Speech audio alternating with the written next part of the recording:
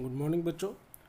कल हमने पढ़ा था रेस्ट क्या चीज़ है, और उसके बाद फिर हमने टॉपिक शुरू किया था मोशन का, और फिर हमने उसमें रिलेशन देखा था कि भाई रेस्ट और मोशन में रिलेशन क्या है। अगर किसी बच्चे को इनमें कोई डाउट है तो वो मेरे पुराने वाली वीडियो जो है उसे देख सकता है, और उसमें काफ़ी अच्छे से वहाँ पे क्लैरिटी हो जाएगी आपकी। और आज हमारा जो टॉपिक है वो है स्केलर एंड वेक्टर क्वांटिटीज़। तो आइए शुरू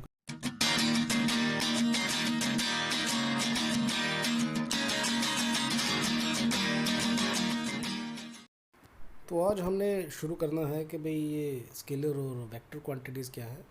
बेसिकली फ़िज़िक्स में जितनी भी हमारे क्वांटिटीज़ हैं, जितने भी हमारे फार्मूलाज हैं, इनको हम दो हिस्सों में डिवाइड कर देते हैं, एक स्केलर और दूसरा वेक्टर। वैसे तो ये तीन होते हैं, स्केलर, वेक्टर और टेंसर, लेकिन नाइन्थ क्लास का टॉपिक है तो मैं टेंसर के बारे में नहीं बोलूँगा। तो यहाँ पे आप इतना याद रखें कि भाई हम इन्हें दो हिस्सों में डिवाइड कर सकते हैं किसी भी क्वांटिटी को, स्केलर और वेक्टर।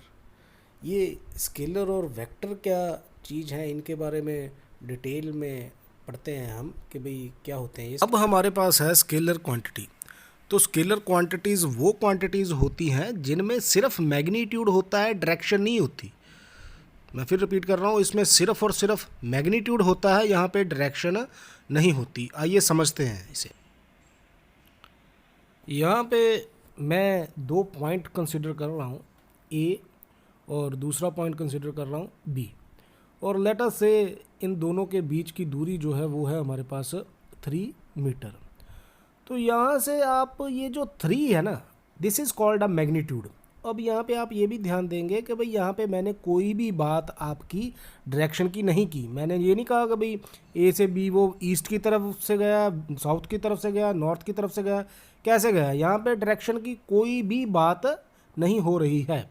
तो ऐसी क्वांटिटी जिसमें सिर्फ मैग्नीट्यूड हो और डायरेक्शन ना हो, they are known as to be the scalar quantities. अब हमारी दूसरी आ जाती है वेक्टर क्वांटिटीज़।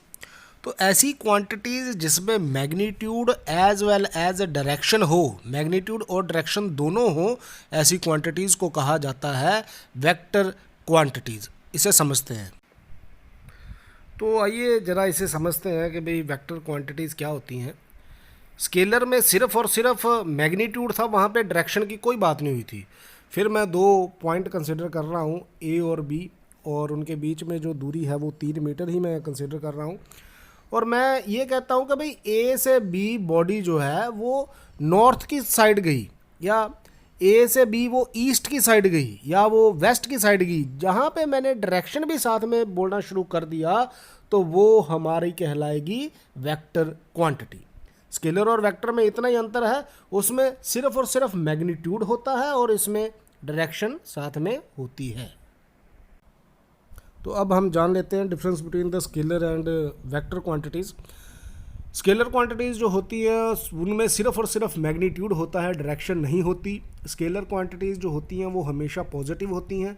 स्केलर क्वांटिटीज़ जो हैं वो सीधी सीधी ऐड, प्लस, माइनस, डिवाइड ये सारी फॉलो करती हैं। स्केलर क्वांटिटीज़ जो होती हैं वो एक दूसरे से डिवाइड भी हो सकती हैं, और एग्जांपल है डिस्टेंस हो गया, टाइम, एनर्जी, ये सारी स्केलर की एग्जांपल्स हैं।